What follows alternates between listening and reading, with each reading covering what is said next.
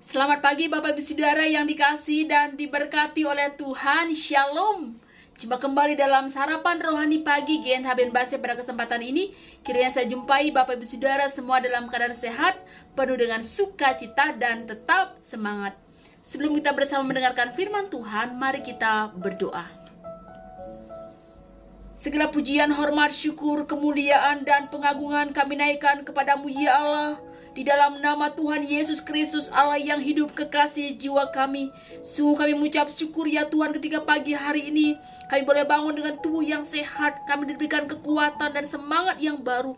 Kami percaya semua oleh karena anugerah dan kemurahan Tuhan. Saat ini ya Tuhan, kami hendak mendengar dan merenungkan kebenaran firman-Mu. Kami percaya bahwa dalam firman-Mu ada kuasa yang sanggup menyembuhkan, menghiburkan, menguatkan, memulihkan, bahkan mengubahkan setiap kami. Berfirmanlah ya Tuhan, berbicaralah bagi setiap kami. Di dalam nama Tuhan Yesus Kristus, firman yang hidup, kami berdoa. Amin. Bapak Ibu yang diberkati oleh Tuhan, firman Tuhan pada hari ini, Senin 23 Januari 2023, terambil dari kitab Mazmur pasal 26 ayat 20. Demikian bunyi firman Tuhan. Janganlah aku mendapat malu sebab aku berlindung padamu. Yang kedua, Injil Matius pasal 7 ayat yang ke-25. Turunlah hujan dan datanglah banjir, lalu angin melanda rumah itu, tetapi rumah itu tidak rubuh sebab didirikan di atas batu. Demikian pembacaan firman Tuhan. Yang berbahagia adalah setiap kita yang dengan sungguh membaca firman-Nya, terlebih yang melakukannya. Bapak Ibu yang diberkati oleh Tuhan, tentunya kita mau hidup kita ini selalu kokoh, selalu kuat, dan tak tergoncangkan, ya. Sama seperti sebuah bangunan, kita rindu bangunan itu kuat, kokoh, dan tak tergoncangkan. Tetapi yang menentukan kuatnya sebuah bangunan itu sangat ditentukan oleh dasar atau pondasi. Hari ini kita akan belajar tentang dasar atau pondasi yang tidak tergoncangkan.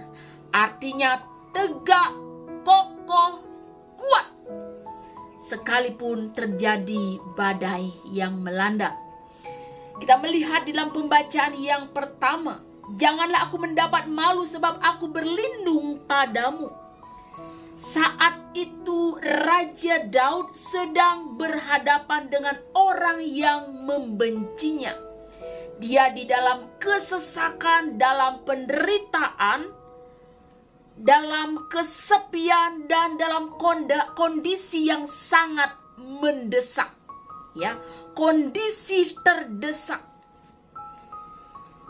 Seperti pepatah mengatakan, sudah terjatuh, tertimpa tangga lagi. Itulah kondisi Daud, ya. Tetapi apa yang diperbuat oleh Daud? Apakah dia mengeluh, bersungut-sungut, atau bahkan menyalahkan Tuhan? Tidak, saudara. Daud justru percaya kepada Tuhan, ya.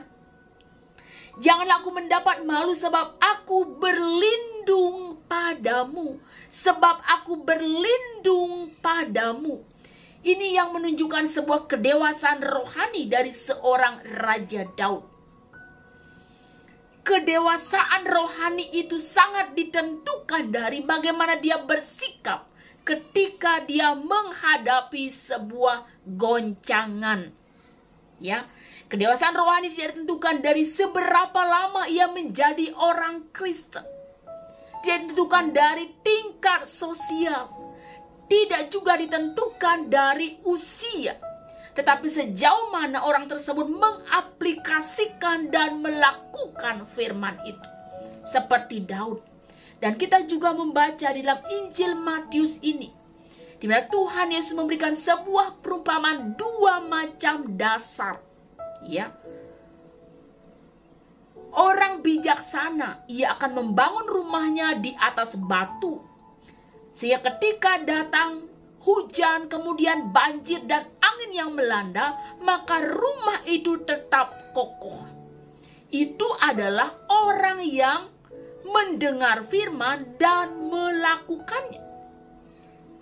Demikian juga orang yang bodoh, yang membangun rumah di atas pasir. Kemudian datanglah hujan, datanglah banjir, kemudian datanglah angin mengguncang, maka robohlah rumah itu dan hebatlah kerusakannya.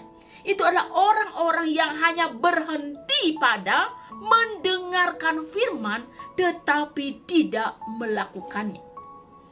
Kita melihat di sini bahwa dasar yang tidak tergoncangkan, dasar yang kuat, dasar yang kokoh.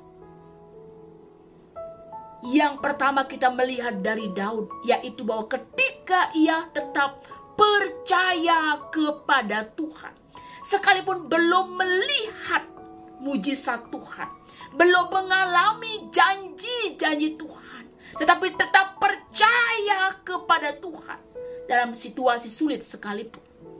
Kemudian di bacaan yang kedua kita melihat bahwa dasar yang tak tergoncangkan adalah ketika seseorang tidak berhenti pada ketika dia mendengar firman, bahkan tidak berhenti pada ketika dia tahu firman, tetapi dia mendengar, dia tahu, dan dia melakukan firman itu.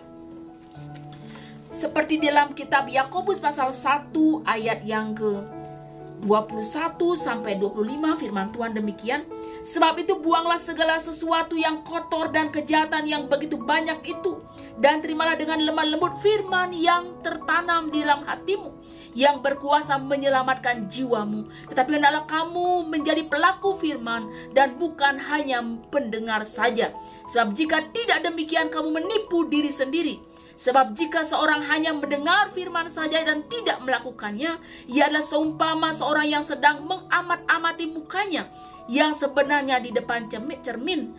Baru saja ia memandang dirinya, ia sudah pergi atau ia segera lupa bagaimana rupanya.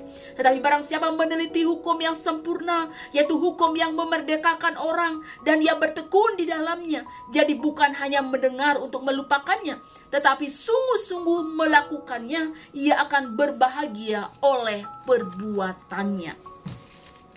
Jadi Bapak Ibu yang diberkati oleh Tuhan, dasar yang tak tergoncangkan dalam hidup ini adalah ketika kita percaya kepada Tuhan. Dan yang kedua, kita menjadi pelaku firman Tuhan. Terpujilah nama Tuhan. Saat teduh untuk kita semua. Sehingga kita mengajak kita semua untuk menaikkan pujian, kurenungkan firman. Ku renungkan firman-Mu siang dan malam, ku pegang perintah-Mu dan ku lakukan. Engkau tahu ya Tuhan tujuan hidupku hanyalah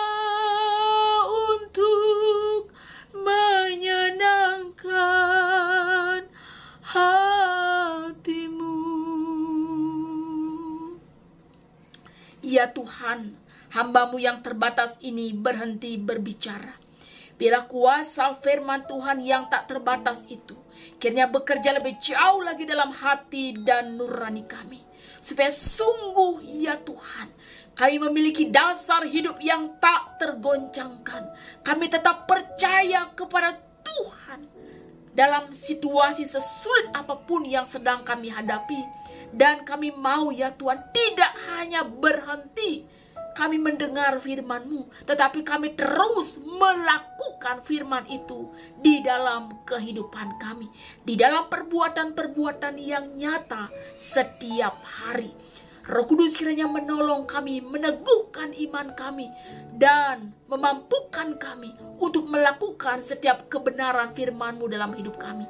Berkatilah seluruh jemaat Tuhan Gelang Neng Hiang Abian Base, dimanapun mereka berada, dengan segenap pergumulan yang ada, setiap pribadi, setiap keluarga.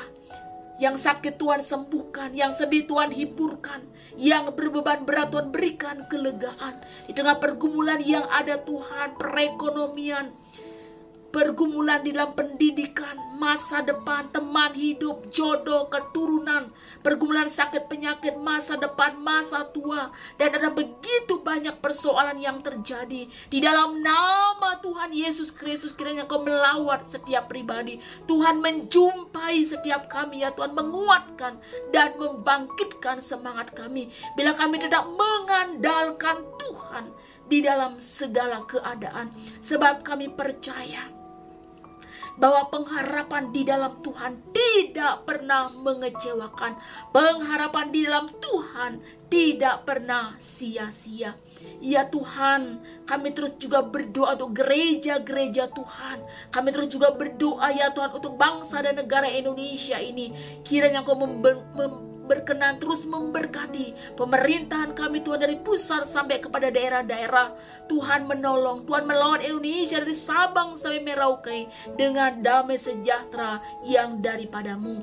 Inilah doa syukur dan permohonan kami Tuhan. Kami berdoa di dalam nama Tuhan Yesus Kristus, dan biarlah kiranya Tuhan memberkati dan melindungi engkau. Tuhan menyinari engkau dengan wajah-Nya dan memberikan engkau kasih karunia. Tuhan menghadapkan wajah-Nya kepadamu dan memberikan engkau damai sejahtera, sekarang sampai selama-lamanya. Amin. Bapak Ibu yang diberkati oleh Tuhan, demikianlah sarapan rohani pada kesempatan ini. Kiranya boleh menguatkan dan menjadi berkat bagi kita semua. Selamat beraktivitas, tetap semangat. Tuhan Yesus memberkati. Shalom.